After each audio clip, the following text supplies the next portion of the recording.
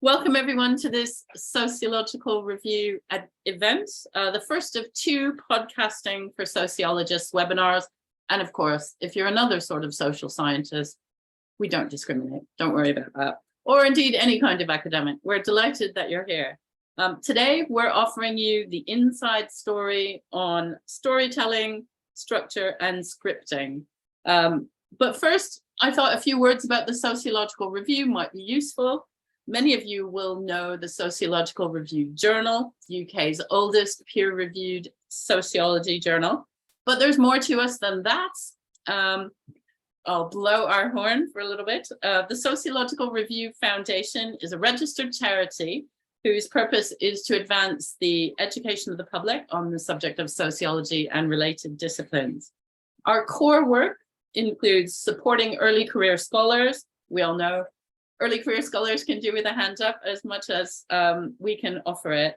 We also promote sociological thinking to audiences beyond academia, raising awareness for key debates that shape contemporary societies, and we direct and support projects that intervene in emerging issues. And our initiatives, some of you may know, include our themed open access magazine, which publishes every 2 months. The most recent one in June was on artificial intelligence, subject been in the news lately. We also offer funding for a seminar series. We run writing retreats. Our Sociological Review Fellowship is an annual program. We have an annual lecture. And of course, we have podcasts. We definitely have podcasts. Our flagship series, Uncommon Sense, is now in its 2nd year. Oh, and before I stop waving our flags, I should also mention that we publish sociological fiction and book reviews, and we host a monthly image maker in residence. If any of those sound like things you're interested in, go to our website at thesociologicalreview.org, follow us on social media, or sign up to our monthly newsletter, and I'll pop the link for the newsletter in the chat. But back to today's event, which is why you're here. Thank you again for joining us. This masterclass will run for about 75 minutes, including a question and answer session at the end. We have a really large group today, as you might have noticed. So in order to ensure that our speakers get to as many of your questions as possible, we'd ask that you type them in the chat box, and then we will cast our eyes down and make sure that we answer as many as we can. Our speakers today, if you're looking at my beautiful artwork of this backdrop slide, that's going to go away in a minute, are Professor Michaela Benson and Alex Briand. They'll be talking about the challenges and opportunities of translating scholarship to the podcasting format. And anyone who's already tried it knows that it's not as simple as it looks, and how to create an engaging experience for listeners, both inside the academy and beyond. So a few words about our fantastic speakers today. Alex Briand is executive producer of the UK's #1 true crime podcast, Red Handed. Great name, but I should say that true crime doesn't cover the huge range of things in this great podcast. Among other things, he writes and edits scripts covering all things sinister, from the European witch craze to Jeffrey Epstein to race, class, and the very capitalist tragedy of Grenfell Tower. Before moving to the world of audio, Alex worked for Monocle magazine, and before that, he was a travel writer and sub-editor for British Airways High Life magazine. Travel writing took him to the world's oldest hotel in Japan and on a 5-stop Israeli restaurant crawl in Philadelphia with award-winning chef Michael Solomonov. Professor Michaela Benson, our other speaker today, is professor in public sociology at Lancaster University and the chief executive of the Sociological Review. She's a leading social scientist working on Brexit, migration, and citizenship. And she's probably best known for her research with British citizens living in the European Union. She's published numerous scientific articles and books, and she has a portfolio that includes freelance writing for the BBC, the Telegraph, and a number of other publications in the UK, the US, and Europe. And on the podcasting tip, you will doubtless know her from the fantastic series, Who Do We Think We Are? As well as Brexit Brits Abroad, which ran from 2017 to 2020. Who Do We Think We Are is still running. She is also project lead for our Uncommon Sense podcast series. So now it's time for me to stop talking and bow out. So I'm going to turn my camera off and I will leave you to Michaela and Alex. If you have any questions, please pop them in the chat box. If it's about anything other than today, like you would like to know how to buy one of our monographs, put it in there. I'll do my best to answer it. Otherwise, Alex and Michaela will get to you later. Thank you very much.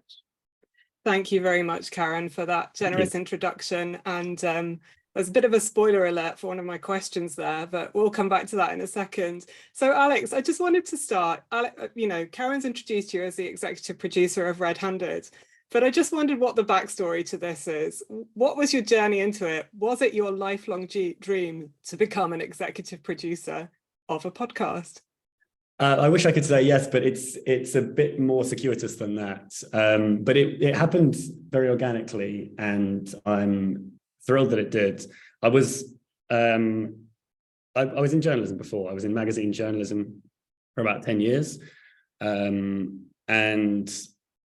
I think the transfer from that into podcasting was a lot smoother than I thought it would be. So I worked for, like Karen said, for High Life for years. And that was long form articles, but the longest form article I ever wrote was about 3,000 words, and a podcast script is 10, 12, 13, 14 pages. So the biggest adjustment going from magazine journalism to podcasting was the sheer length, the amount of research, the amount of time you can dedicate to each project.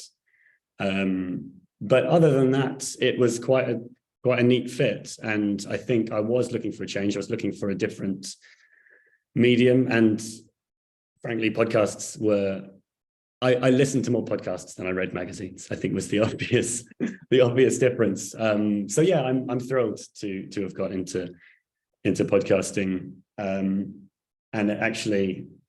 have found it a much easier transition than I thought.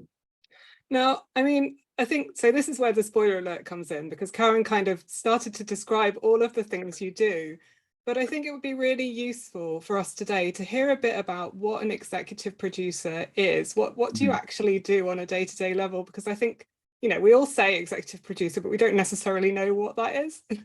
Yeah, and I think the terms, like with any media industry, can be a little nebulous and change from podcast to podcast.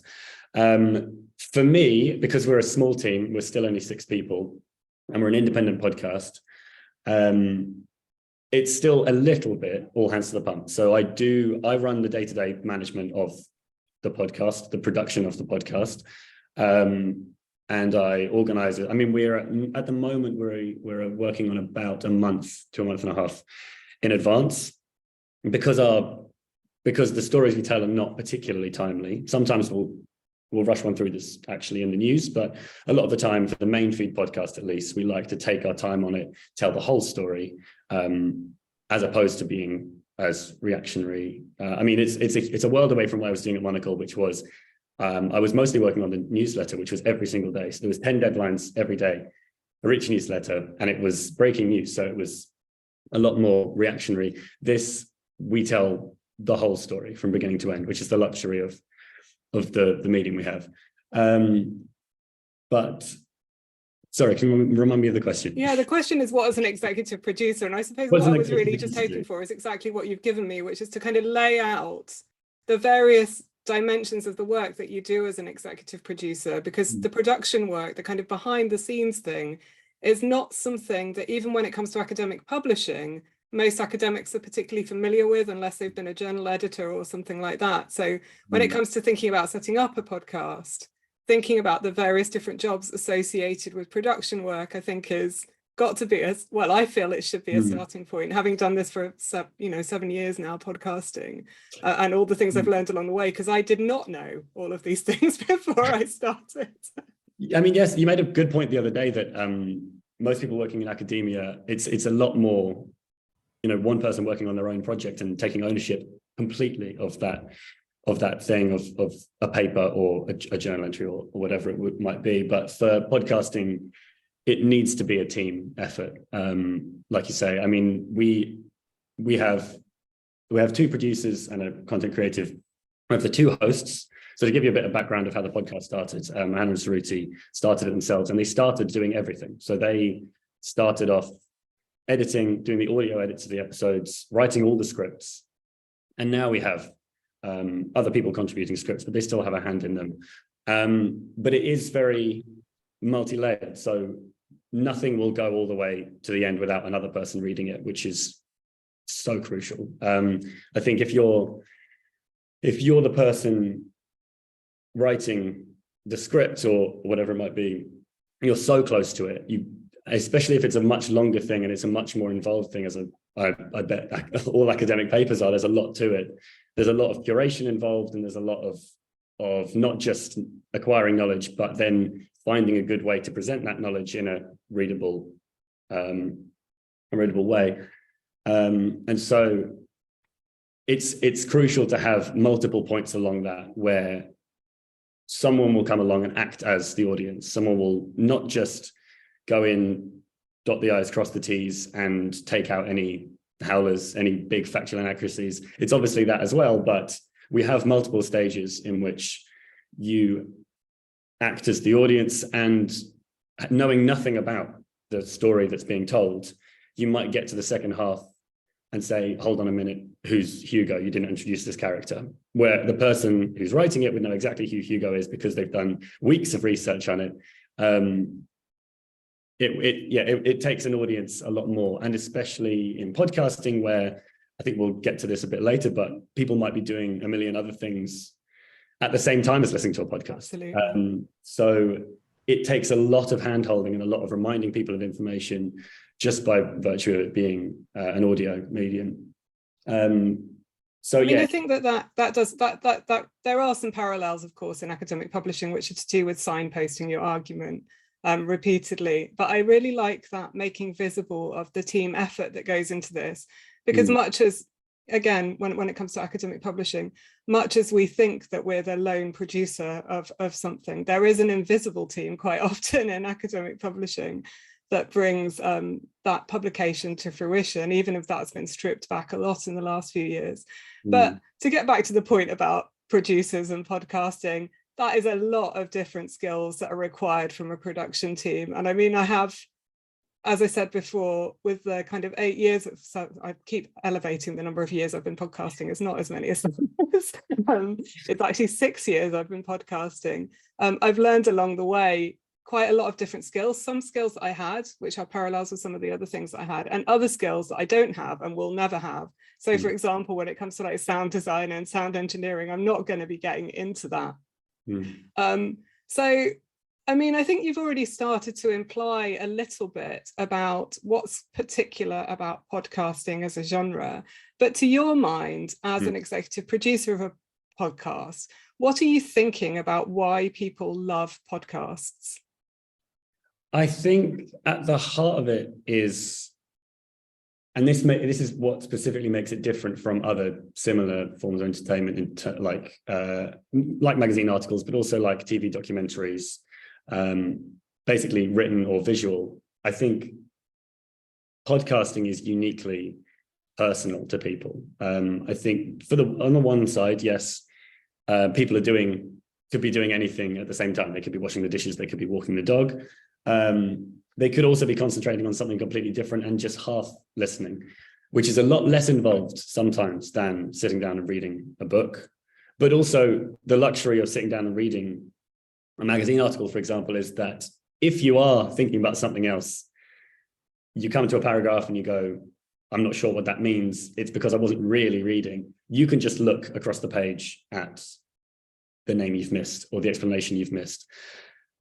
Whereas with a podcast, it takes a bit more of an effort, and that's why that constraint comes in, that we have to keep on reminding people of things. But the benefit of that is that it's a lot more in people's lives. You're in their ears, and I think the best description of what a podcast is and what a successful podcast should be is that it's a conversation that you're a part of, that you're just not an active part of, that you are with friends, and I think that is what our hosts do so well, and that's a big secret to the early success, is that it feels like you're with friends, and the tone is always that conversational tone, even though it's heavily scripted, or semi-heavily scripted. You know, we always take it as a compliment when people don't notice that we have a script. And that's because we want it to feel like they're just explaining it to you, as if you'd just been in the pub and they'd said, oh, do you know this story about Seth Rich? And you go, no, I've never heard of Seth Rich. And they just put you through it. And then it's, you know, it's an hour, but it's an hour of them back and forth talking about this one story and, you know, educating each other. And there are parts in which obviously they react to what's being said and they go off on tangents based on their opinions of it. And that makes it feel a bit more real as well. And that comes from the format. And that's, I think, why so many podcasts tend to be conversations. And those are always the ones that do the best, I think. And also conversations where you feel like you're welcome. I think there are a lot of podcasts that aim to impress. And I think that's maybe the wrong impulse, is you should be aiming to inform, entertain, all of those things at once, and it should always be about the person listening. I think that point about intimacy, creating intimacy through the podcast is really important. And I think it does link, doesn't it, to how people listen to podcasts, what else they might be doing at the same time as listening to a podcast, as well as, I think, some points around the personality of the people who are in that conversation and how they bring their audience along with them. And we'll talk about audience in a little bit, in respect to how you actually do that. But I suppose before that, and again, this is a point that for me has kind of played on my mind a lot when I have been putting together the podcast series that I've produced, but also when I listen to other podcasts, is that question of who your audience is. And I think it's not one that, as an academic, we're necessarily taught to ask or know the answer to.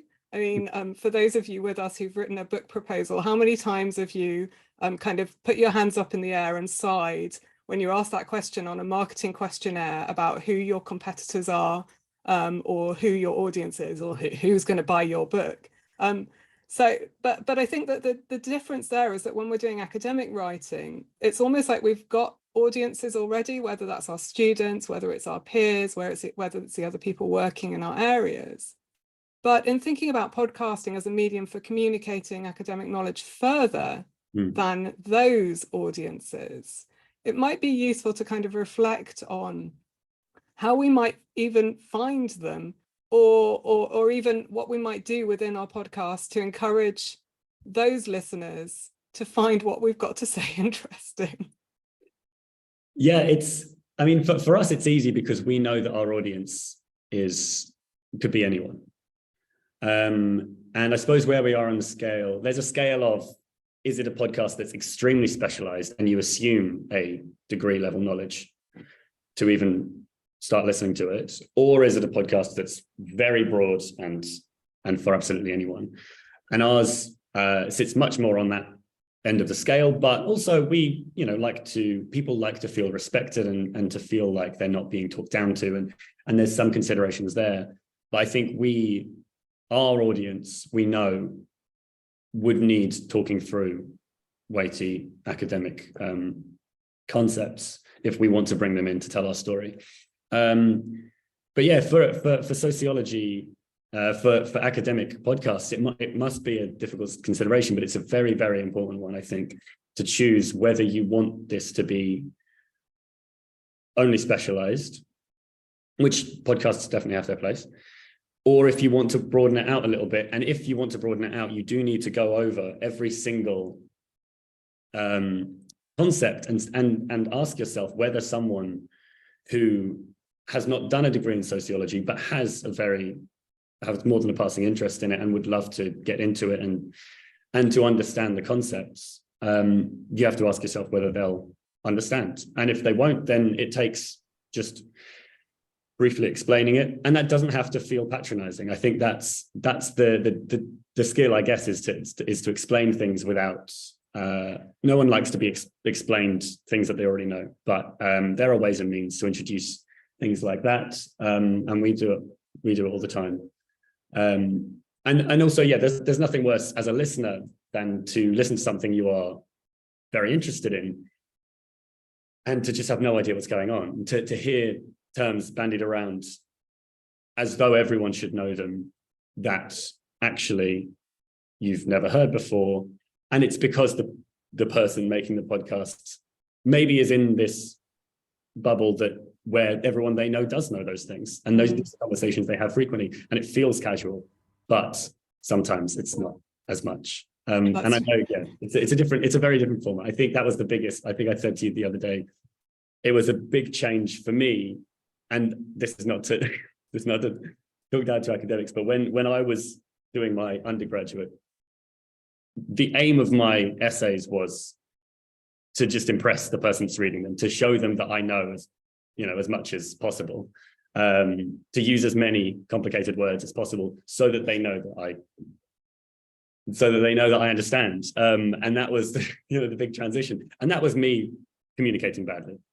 Or knowing your particular audience. I suppose maybe it is. Maybe my audience was at that point other academics, and it should have been like that. But the learning curve from going from that into journalism was to scrap that attitude and to not be afraid to dumb it down, to have the intellectual confidence to not have to prove that you understand over wanting to communicate.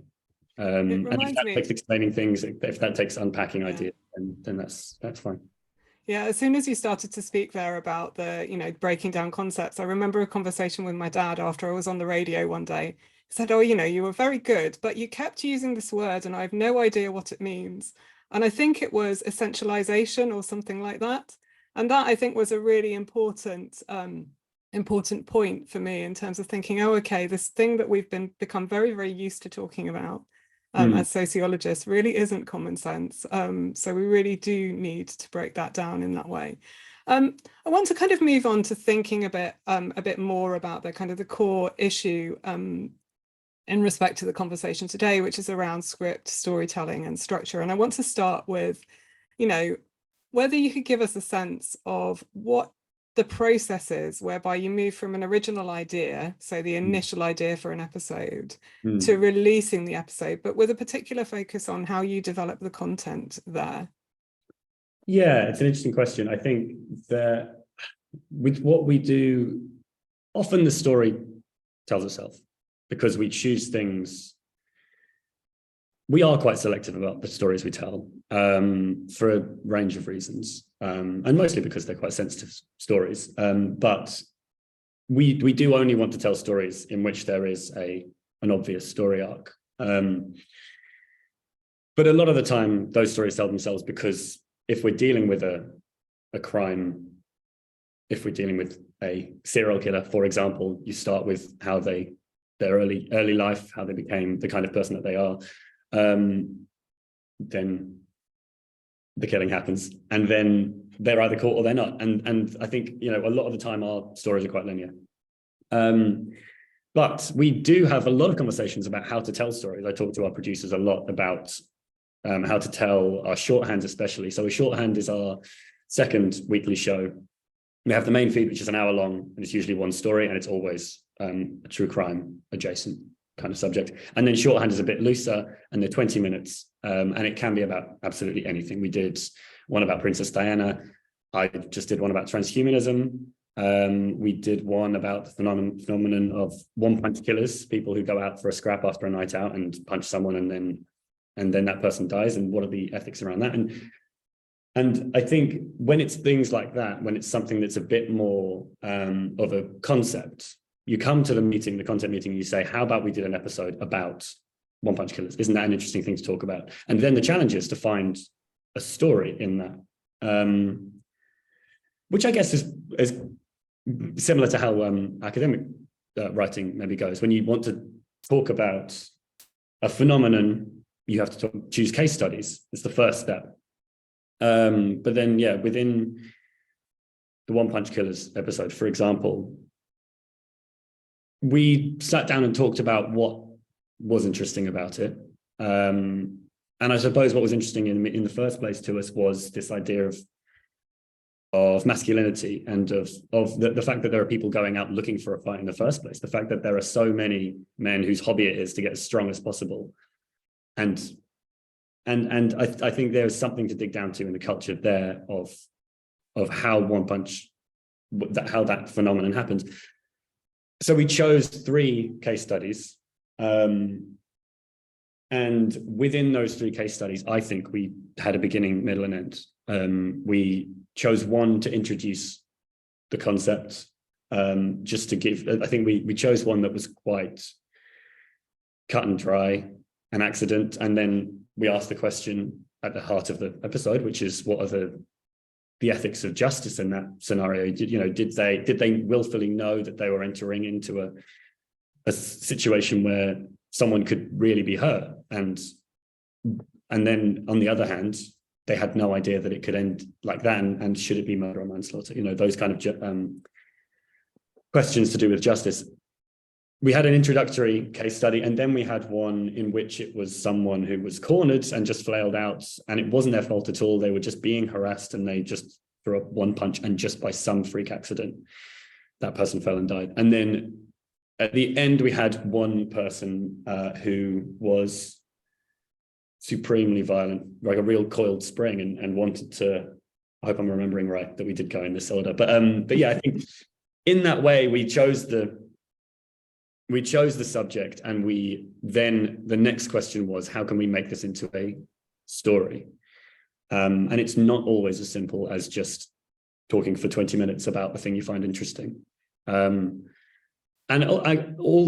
suppose, yes, the point of choosing a case study is obviously to give it some real world weight, to demonstrate by talking you through someone's story how this thing is carried out in the real world. But also it gives it, you get characters. I mean, you can't have a story without characters, and that's crucial. And characterization of people, even if it's just in 1 or 2 sentences, makes it so much more engaging and makes it so much more real when you come to make any conclusions about it. Because when you come to the end and you try and discuss how you feel about this phenomenon, you have to have people at the heart of it that you can say, well, Dan didn't deserve that. But if you take this other guy into account, that's a different side of the story. And then in that way, an idea becomes a story. I guess that's how we come at making a podcast episode out of something that's not immediately obvious with an ABC.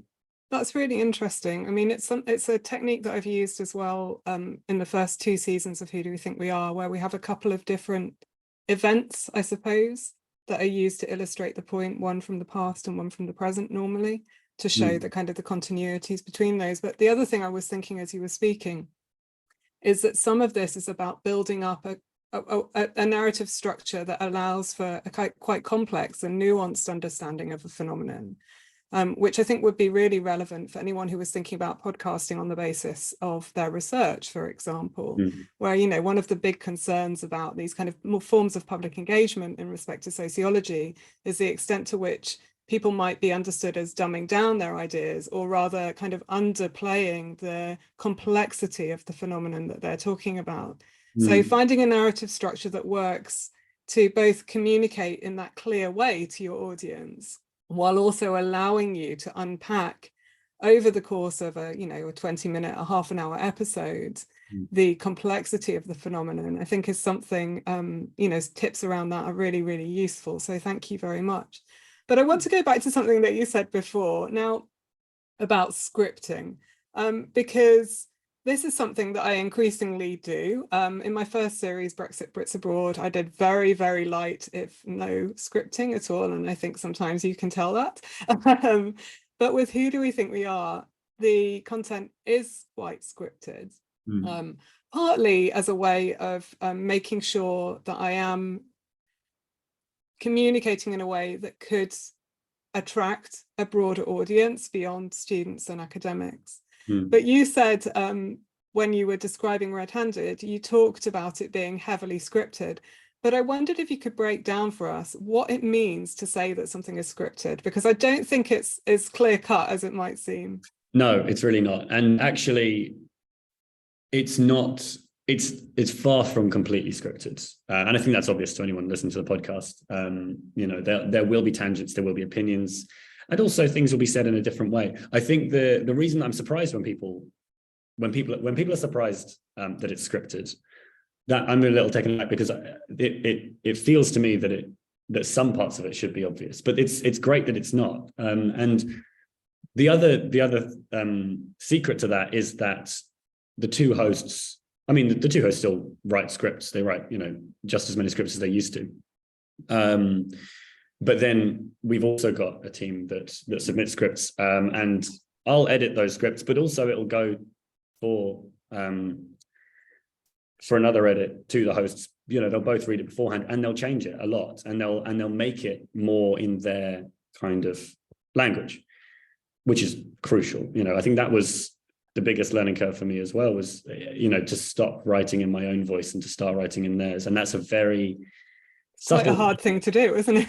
So to make it sound natural for the people who are presenting when you're writing for someone else. Yeah, it is. Yeah. Especially when it's, there are jokes in there, and there are, you're trying to make it engaging. You have to be sort of charismatic as someone else. But anyway, I don't want anyone to think that we're scripting their banter, their back and forth, their characters, because we're just not. I mean, they, like I said, a lot of the selling point of Red Handed, a lot of the reason that people love it is Hannah and Saruti themselves. And so I think that's a very crucial part of the scripting process, is that they take it and make it their own. And that they continue to write their own. It's never going to be the case that they just turn up and record other people's scripts, because it just wouldn't work. So yeah, I am there as a script editor. I'll work with the producers on their scripts. I'll meet with them a couple of times through the process and see how it's going, and talk to them about the way in which their story's going to play out. Because, like I say, it's a really long, an hour and a half it's a very long script, and the longer that the story is, the more complex your beats have to be. So I work with them on the story, on how to make a story out of the thing that they have, or even if it is linear, maybe we want to save something for the end. Maybe we want, in our line of work, we might want to have some kind of big twist at the end, or something like that. And there are ways to tell a linear story in a different way to make it more impactful. So that's why the scripting part is very collaborative, because in the first place, there's the person who's doing all the research and brings the story together. Then there's me, who's kind of acting as a sounding board for all their ideas, and just letting them know ways in which it could work differently, and just initial reactions to how that story will be told. And then they'll go away and write that script, and then I'll edit it. But then the last piece of the puzzle is that the hosts will inject their own personality into it, and also do the same thing that I do. If they think something doesn't work, I'll move stuff around. If they think the story isn't there, if they think that there's someone that doesn't need to be a character in the story, which, yes, as the writer, and even, as the editor who's been reading it in several different iterations, it can be hard to see the wood for the trees, and you kind of come back to it and think, well, obviously we need to tell this person's story, but really you never come back to that character at all. So it could just be drop them. Get rid of that, and then the story is a lot tighter. But yeah, I think the other great thing about podcasting is you have the luxury of making it any length you want. So there's no, I say that because I was within reason, obviously. I mean, it's just within reason. Within reason. But we've done 2-parters. I think we even did a 3-parter before my time. If a story needs it. Yeah. I don't know. I tell the producers a lot that any story can be told in 5 minutes, 10 minutes, an hour, or like an 8-hour serial. But if these serial podcasts that just tell one story over 8 episodes, that's a huge amount of time to spend on one story, but it means that you tell it in a different way. I think that's really, I mean, that's really helpful in terms of laying out how the different members of the team are involved in the process. And that's quite similar to how we run things at Uncommon Sense as well, where our executive producer does all the prep calls with our guests, makes suggestions to the presenters about what questions they might ask. But I also go through her rough script so that, you know, so that we check what it's doing in terms of sociological content, and we check the sociological argument there. But I suppose a question might be, say, for example, you're a lone sociologist hosting your own podcast. Do you still need to write a script? What do you think? I mean, my immediate thought is yes, you do. But I think there's ways and means. I think I think the only question is, how loose do you want the script to be?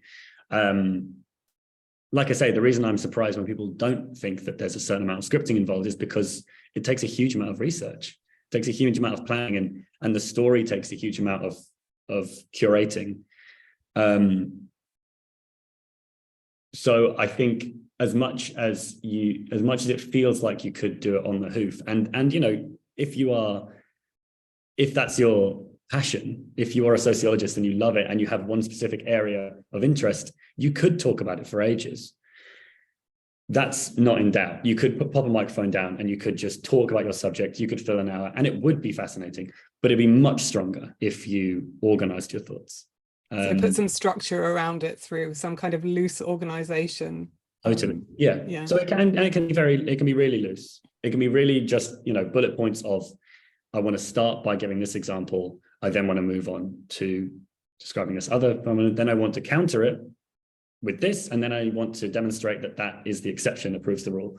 And even that kind of basic structure makes it so much stronger. And that's the kind of thing you cannot do on the hoof, no matter how many times you do it. You know, that kind of structuring, if it's an hour, you cannot do that kind of thing. Well, you could, but you might drive your editor a bit mad, because obviously, I mean, one of the things that I have had to do sometimes when interviews haven't worked as well as they might have done, no names given here, is I've had to tell my editor that she needs to chop around the responses which is a lot harder. Of the people, which is a lot harder and a lot more work for her. And I'm sure that she was silently cursing me, thinking, why on earth did you not address this when you did the actual recording?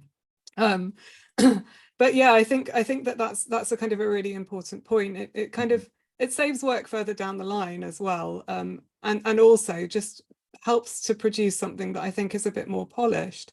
So it is really important to that with prepare conversations as well. It's interesting. It happens not just with one person or two people telling a story, but even with a conversation. You're absolutely right. You know, that conversations can flow well and be very entertaining. And there are some podcasts, probably the most successful podcasts in the country, that are completely unstructured, because it's comedians doing what they do best, just having a conversation with each other. But the more weighty your subject matter and the more intricate and the more research you have to do, the more it's necessary. And even if that's a conversation, yeah, you're absolutely right, that needs to be at least thought about beforehand. So with all of that in mind, what kind of key tips would you have for people in terms of structuring an episode? Well, yeah, that's a big question. I think, I mean, obviously it depends on format, but are there things that you've learned over the time that you've been doing this? Well, we have kind of settled into a bit of a rut, which I'm actually pushing against now. But there seems to be a way in which we always settle down into, we choose the most dramatic and interesting part of the story, or maybe the bit of it that asks the most questions, just one scene in it, and we put it right at the front. And then, and then you ask the question, how could this happen? Let me tell you. And then I think that the biggest thing, one of the things I say the most with a first round edit, is that we need to make the first minute more interesting. Because again, it's that danger of you being the person that's closest to the story not seeing the wood for the trees, you know that there's interesting stuff coming. You know that it's going to get absolutely wild in the second half because this guy just loses his mind, and then this story comes about, and it's incredible, and all the characters are great, and there's real development and depth and all that kind of stuff. But the listener doesn't know that. And if the listener doesn't know that, and he just starts, Daniel, whatever, was born on March the 10th, and then it just tells the story from that point, you're not going to stick around for 40 minutes to get to the good point. So I think we call it breadcrumbing. I think just asking the question at the beginning, making sure that you've front loaded something that's irresistible, that someone listens to and goes, there's no way that I'm going to turn off this podcast because I need to know how this person got to this point. I need to know what happened to this person that was seemingly in such dire straits. Or if it's not true crime, then it would be... It's the hook, isn't it? It's what they call the hook in journalism. The hook, exactly. Yeah. So just the thing that you think, that you and it's completely personal, the thing that you think is the most interesting thing about this, the thing that you would, again, if you were in the pub with your friends, that's the thing you would tell them. You would go, did you know that about this sociological phenomenon, and here's how it played out once. And then you could explain it from the beginning. Then you can tell the history of all the scientists that came to that point, and then you can tell them how it developed. Anyway, I think that's the first thing, is to make sure you grab their attention. Otherwise, in terms of storytelling, I think, again, yeah, it's the same sort of point, but just think about your audience at every single stage of the podcast. I think that's the crucial learning curve, is that the first half of it is amassing the knowledge.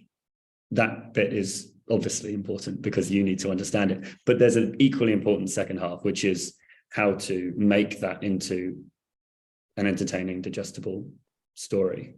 So that's where my next question becomes really important, which is, how do you bring factual knowledge to life? How do you animate it? Because there's lots of information that people need to understand quite often when we're talking about sociology. And you've kind of talked about the importance of breaking down concepts that you might take for granted. But do you have any tips for how we can animate things like that? I mean, there might be questions about content, there might be questions around presentation that might be slightly different, but yeah. Yeah, I think, I mean, again, I'm repeating myself. Yeah, I think that it comes down to humanity a lot of the time, characterization of people. And I would imagine that it's quite rare that you have an academic paper with no case studies in it. So I think that there are already people there. To make that leap from a scientific observation into a engaging, fun story would take a little bit more fleshing those characters out, making them center stage rather than the theory itself. I think otherwise, I don't know. I think that it comes back to,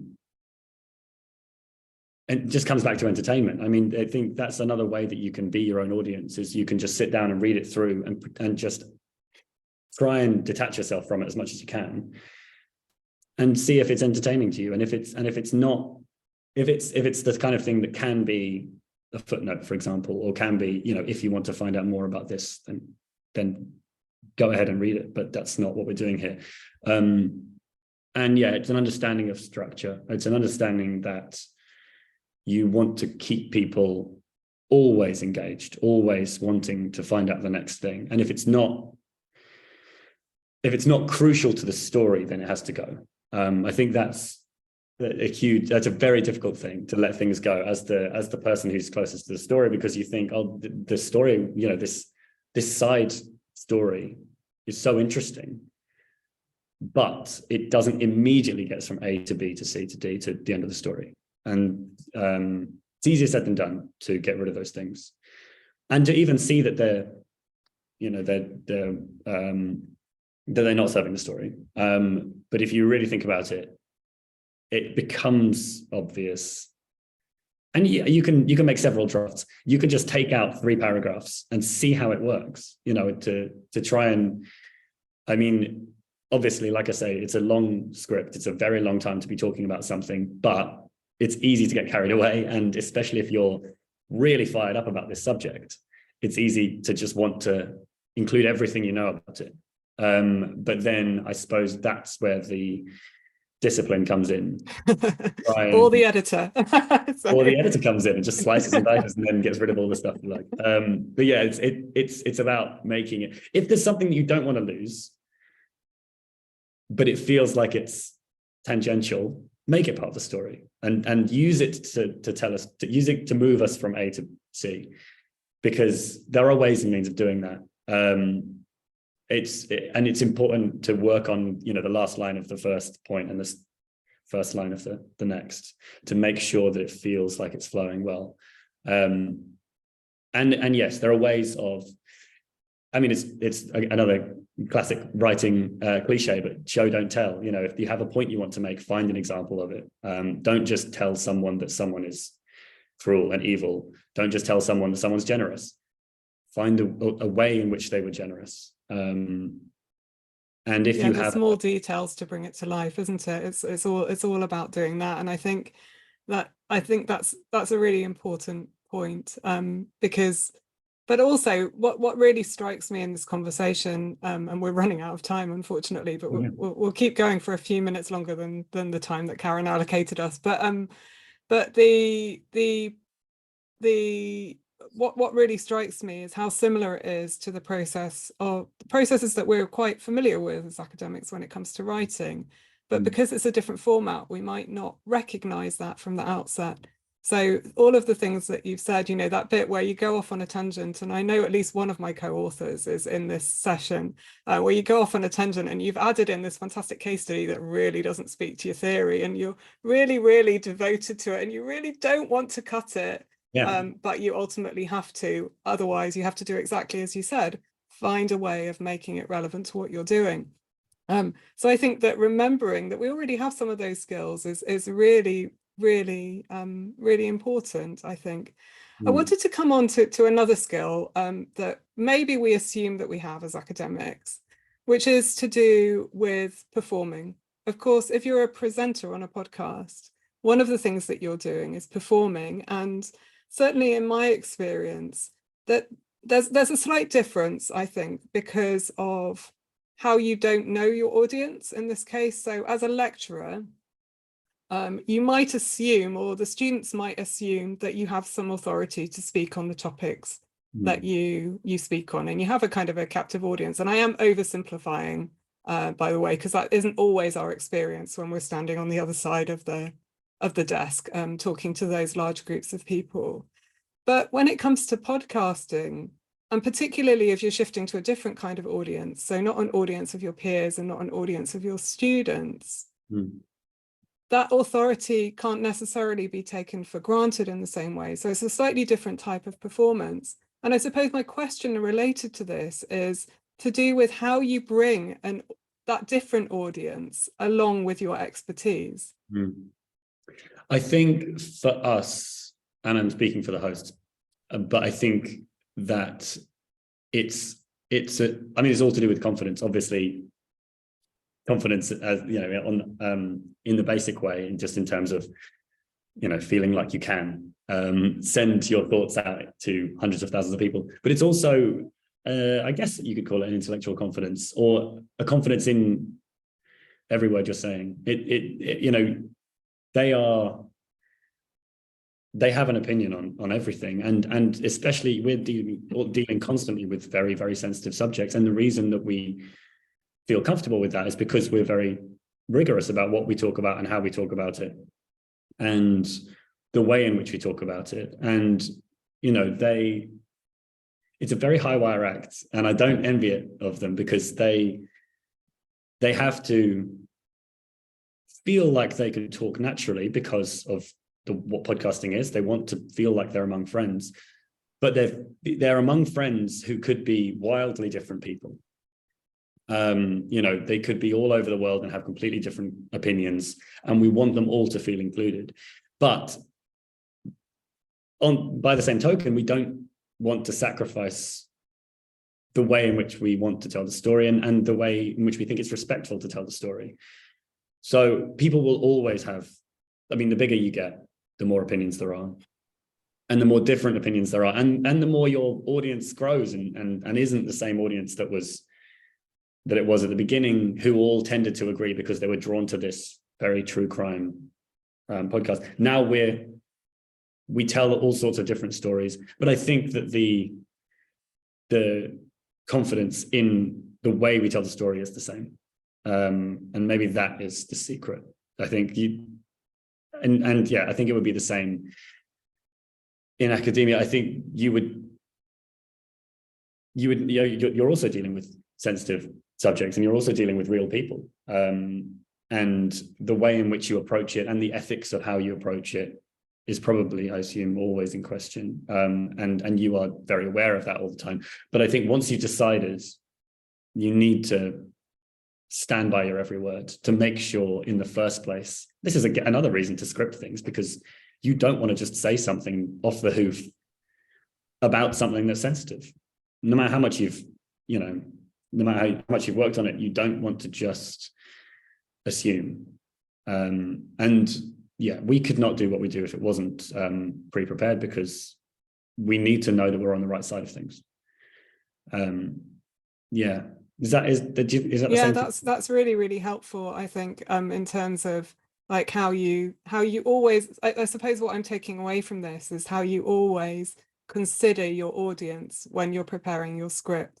But you've also pointed there to something that we're not going to have time to go into in any depth today, which is about the ethics of true crime podcasts and the similarities with kind of the ethics of academic writing. Is something we had thought we would talk about, but I don't think that we're going to have a chance to talk about it right now, because we are running out of time. So I suppose that the kind of, I've got two final questions for you, which kind of take us a little bit away from the storytelling, script and structure point, which is, in your view as an executive producer of a leading podcast, do you think that there's space in the current podcasting ecosystem for the small and independent, like a small academic podcast that we do? Yeah, definitely. That's the great thing about podcasting is how democratic it is. It really, in the first instance, is if you buy a microphone, that's all you need. You don't need to buy expensive camera equipment. You don't need to hire people. You don't need to have an in, although that helps as an industry. But you can just start it. Then it becomes more difficult, because it's about making sure the right people hear it. Yeah, absolutely. I think we're in a very, very exciting place with podcasting right now. I think when I joined Red Handed coming up to 2 years ago. When I joined, within my first year, there was the first British podcasting conference. It was called the Podcast Show in Islington. But it was the first ever industry conference for podcasting in the UK. US podcasting is much further ahead, much slicker, much more professional. There's much more space for independent studios to make a range of podcasts. And it's not just these, here, unfortunately, it's still slightly the case that, BBC podcasts and comedians podcasts and celebrity podcasts dominate completely. But that said, we are now getting to a point where people want to hear fresh voices, especially different voices. It's the shame about it being so dominated by the same people is it gets slightly homogenized, and people are looking for more diverse, different stories. They want to hear from more people. And yeah, the last thing I want to say about that is that it's because podcasting is so personal and so tied to the personality at the center of it. I think that makes it a lot more accessible for the right person to find their audience. But yeah, tying into my first point, I think, it's, if you buy yourself a microphone and start a podcast, there's more to it than that. You have to edit it, you have to structure it, all that kind of stuff. But in theory, if you have a great idea and you work at it in the right way, you take the right advice, you're not afraid to, be to have someone change what you do slightly and to take feedback on board, then there's no reason why you can't be the #1 podcast in the country in a couple of months. You know, if it's the right thing and it hits in the right way, that's still very true. And there's been a couple of breakout podcasts in the UK and more than a couple in the US. And it's just as possible as it was when podcasting started. And the industry is now getting massive. I mean, the last podcast, like I say, last year was the first British Podcasting Conference. This year was the second. And it was amazing, the difference in how seriously big companies are taking podcasting. And the ideas around, you know, where the industry should go, what we should do, how we should, you know, what we should do with storytelling and what a podcast can be and all those kind of things. Those are the questions we're asking now, is how far can it go? Not just, shall we get together and try and make something here? The thing is there.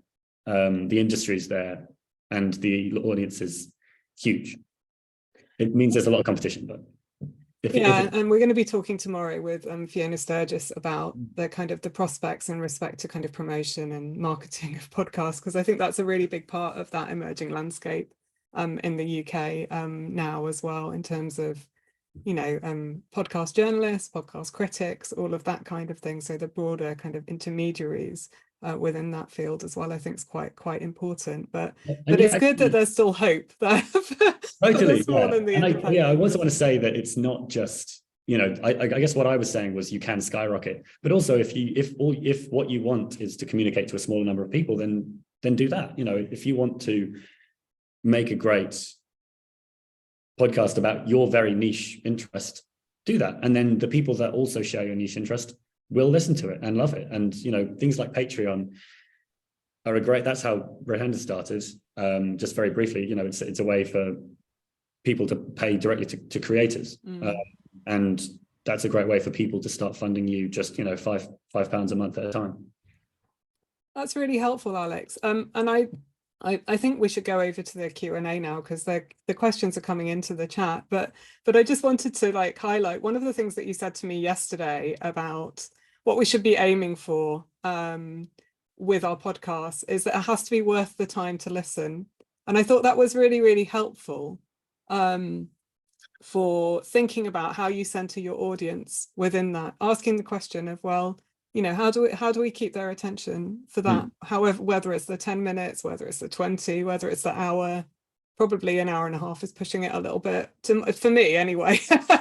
Hands up, my concentration span doesn't last longer than about 45 minutes. Yeah. So obviously you can press pause on a podcast, but for me, I think that's been a really helpful conversation in terms of, you know, thinking about how we might approach podcasting as sociologists, taking some of those lessons, but also, as some of the comments in the chat have said, recognizing what the similarities are in the process here. So I'm going to have a look at the questions. I'm sorry, I have to scroll back to the top. Well, I want to say, while you do, if anyone listening hasn't listened to the Sociological Review podcast, they are a great example of how to. I mean, I listened to them with not having done a sociology degree and really enjoyed them. And that, I think, is the sweet spot, because it's two academics talking about their passions. All the ones I listened to were. So yeah, I wanted to say I really enjoyed those. That's very, very kind of you. And I know our producer Alice Block, who I think also did work at Monocle for a while, will be delighted to hear that. So I'm going to start with Joanna's question, which is, I think it is relevant, Joanna, which is how the Sociological Review prepared for this event, which isn't a podcast, but in a way it resembles that format. Alex and I had a meeting yesterday. We had a chat about the things that he might want to share, the things that I was hoping for us to be able to communicate through the event. Apologies, I actually have a very bad cold. I don't know if anyone can hear it, but it's now starting to grate at the back of my throat. And then I put together a set of questions with some bullet points and I sent them to Alex. I then did slightly reorganize the questions, I have to say, and didn't tell him. But before it. But this is how I run scripts as well when I'm interviewing guests, which is we have a chat, we think about what our different priorities are in that conversation, and we find a way of bringing them out. And I've found that works. Well, I don't know about you, Alex, but I found that works quite well. So definitely, yeah, I would have done the same. So yeah. So there's a question for you, Alex, which relates to the point that you made about the length of podcasts. And you said that it could vary widely from 20 minutes to an 8-part series. But the question is specifically, if you're an academic just starting out as a podcaster, you don't have a big team, and you're not used to writing snappily for a general audience, would you recommend starting out with very short bite-sized podcasts, or do a longer series where you can explore an idea in full and don't have to cut? That's a bit of a killer question, Karen. It has come from Karen. I think if you are worried about brevity, all the more reason to make it short. I think that's the skill you need to learn first off. I think it's knowing what to cut and how is much better than giving yourself all the space that you want with no barriers, because then there's no impulse to tighten it up and to make it structured, to make it a story. So I think if you're just starting out, I don't know, maybe 5 pages usually comes to about 20 minutes for us.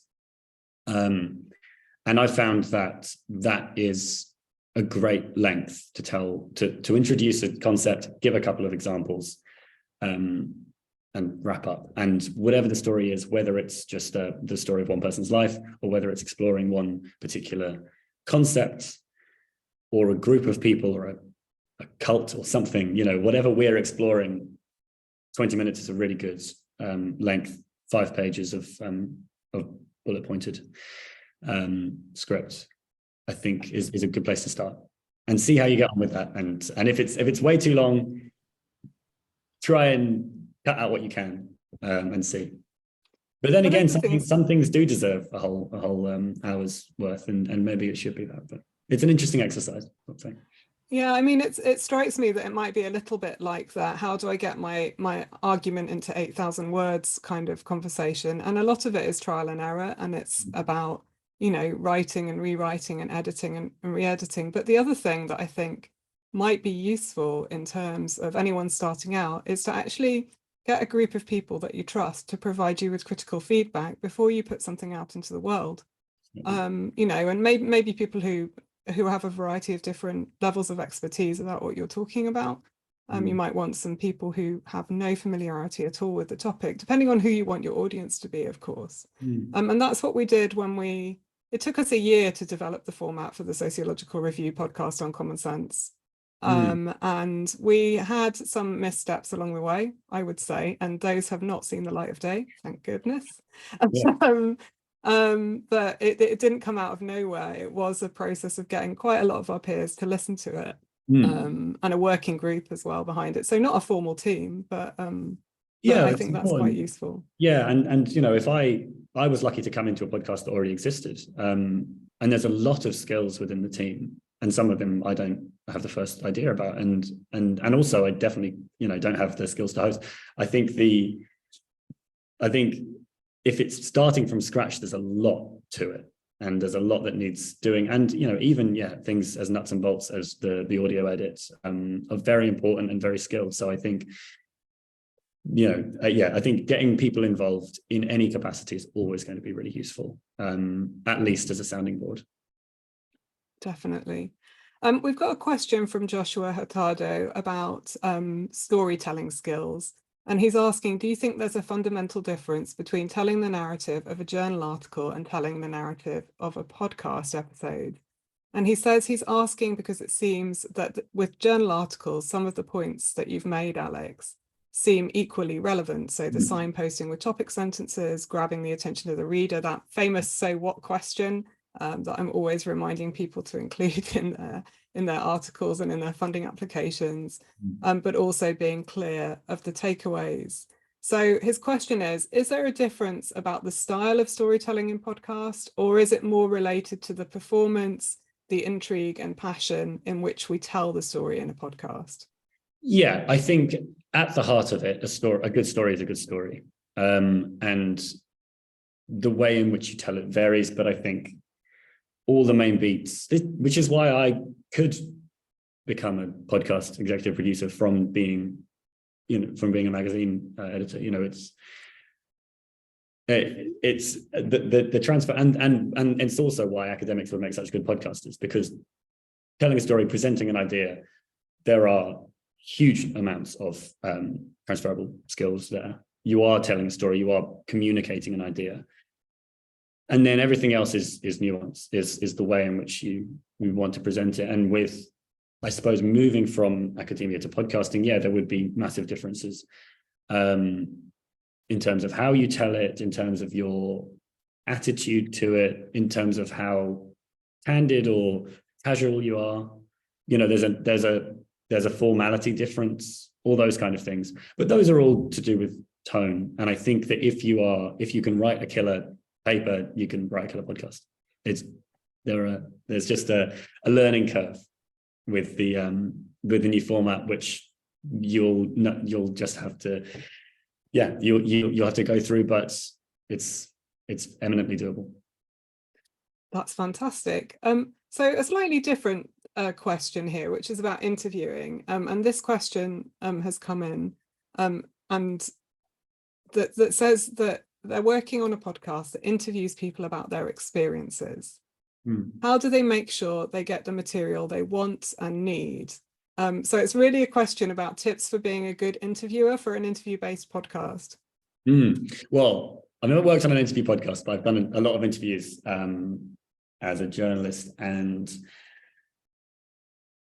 I mean, again, preparation. The best interviews feel like a casual conversation, but they're not. And I think it's easy to listen to an interview podcast and just feel like it's way less effort, but it's probably just as much, because the amount of research you need to do into your subject, and you need to have written the story to some extent before you have the conversation, because you need to know what you want from that person. So I guess the obvious tip is just to do a huge amount of preparation, and to, like you said, for this conversation, to order the questions in a way that starts with introductory ideas. Maybe save, if you listen to the, obviously Louis Theroux is one of the great ones. He's just done another series of his podcast, and it feels so candid. But then you get the odd hint, he shows you here and there that he's done a massive amount of research. And also that he's ordered the questions in a very specific way. He curtails things that don't seem like they're going anywhere very instinctively. And he goes, this isn't what I came here to talk about. So let's get on to the next bit that I've, the next question that I've written down. Doing that in an organic way is very difficult, but it's very, very possible. I guess don't fall into the trap of feeling like yourself that you're having a casual conversation. It's easy to try and just slip into your general interpersonal, the way that you have a regular conversation. And that's not particularly what you're there to do. It is meant to be more structured, and to remind yourself of that and to keep yourself on track is very difficult, especially when it's a long conversation. In terms of how to structure them, it should be obvious what to start with, introductory things, descriptions of the person and their early research and their early life and things. As for what to end on, that also should be obvious, but it just takes a bit of forethought. The things you want to end on are the things that are maybe a bit more sensitive to talk about, the things that you're not sure that they'll want to talk about, but that you really want to get there. You want to let them know that you're on their side before they start talking about that. So maybe keep things that are slightly, that might be a bit sensitive towards the end. And you want to end on a bang. So keep the more open-ended, wide-ranging questions to the end. I suppose, the main thing is just to prepare, to really think about the story you want to tell before you get into the conversation. So some of that kind of overlaps with how we might think about interviewing if we're doing qualitative interviewing as part of a research project. But some of that is also about thinking about how that interview that you're doing for a podcast might need to have a slightly different format in order to kind of to draw out those kinds of questions. But I think the important thing is, and I think this is the mistake that some people make quite often, is most podcasting is not live. And I think that's really, really important, which is that if it doesn't quite work in the interview, there is a possibility of cutting bits of it out without making it sound as though that's what you've done. Yeah. And it's things like if somebody says something very profound, but they say it over 100 words and you want them to say it in 10, you can ask them, you know, actually, I really like what you said about this. Would you be able to say that again, you know, in simpler words? And this is what happens quite often that with, well, that's what's happening with me quite often at the moment with season 3 of Who Do We Think We Are, which is a collaboration with my research team. And so it features a conversation between me and the other investigator on the project. And, you know, sometimes he says things and he goes, well, actually, it's more likely to be me that goes off on a tangent. But then when I'm going back through it afterwards, I can see, you know, that there are areas there that, you know, actually we want to highlight that by actually taking out the 3 sentences that go before it. And without losing the integrity of the discussion, which I think can be the problem sometimes when you're editing. Yeah, and it's surprisingly easy to make it sound natural. It feels like it should be harder to put one sentence next to another and for not to feel like it flows properly, but it really does. You know, I think as long as sentences are intact, and sometimes not even then, you know, sometimes you can be a bit more, you can be a bit more kind of to the word, but obviously try and keep the sentences where they are. But yeah, you can move things around and keep the flow and keep it feeling natural and make it succinct. And there's a lot you can do in the editing booth. Yeah, definitely. Yeah. And I suppose that kind of points to the fact that you made before, which is the point that you made before, which is to do with the fact that, you know, you want it to sound candid without it actually being candid. So, because actually, if you were to sit down and record a conversation that you had with somebody, it would be full of endless tangents, but nobody necessarily needs to hear all of those. You might want a few of them, but you might not want all of them. Anyway, I'm going off on my pet topic and my pet hate around tangents in podcasts, which I know that I bored you with the other day, so I shan't continue on that one. No, I agree. Fortunately, Shannon has come in with a question around the ethics of true crime podcasting. And her specific question is, how does that overlap with a sociological podcast, for example? So the ethics of producing a sociological podcast that might focus on a study or a project that used interviews. So an example would be, you know, you mentioned, you know, drawing in kind of case studies there or words from interviews, which is something that I do in my podcast. So any reflections there on ethics? Yeah, well, it's something we think about daily. It's something we can't get away from, is that we're telling real stories, and almost everything that we talk about is sensitive, is sensitive for real people in the real world, and we can't be cavalier with that. And that comes before, that conversation happens way before we start thinking about how we would tell the story or anything like that. You know, obviously we, like I told you the other day, there are tons of stories that we just won't do because they would feel too gratuitous, and there's nothing to learn from them. And I think that is I think with true crime and hopefully similarly in sociology, it's an instinct, and you have to just follow your instinct on what is responsible to do. There's no specific advice particularly that I can give about how to do that, because it just comes down to constantly asking yourself the question of, is this responsible? And we try and be as nuanced as we possibly can. And like I said earlier, we don't say anything that we wouldn't stand by. And that counts for opinions too. You know, you're never going to agree with everyone. They're never going to be able to say something that all of our listeners agree with.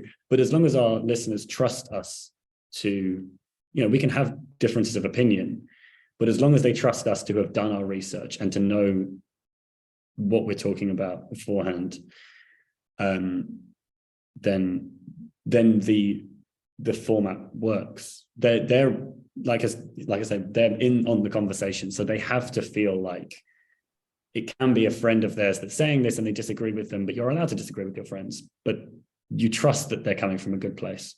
And yeah, I suppose in academic research, I would imagine it's the same sort of thing. You just have to ask yourself constantly, and trust your gut on it.